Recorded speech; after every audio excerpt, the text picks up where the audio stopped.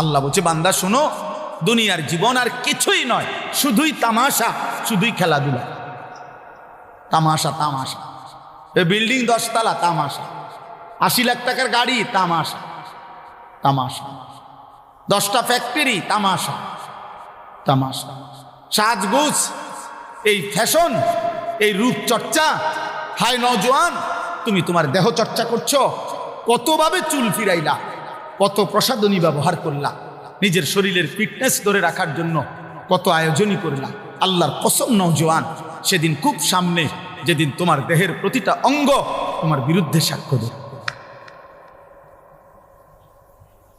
ওয়াশাহিদা আলাইহিম সামউহুম ওয়া আবসারুহুম ওয়া জুলুদুহুম।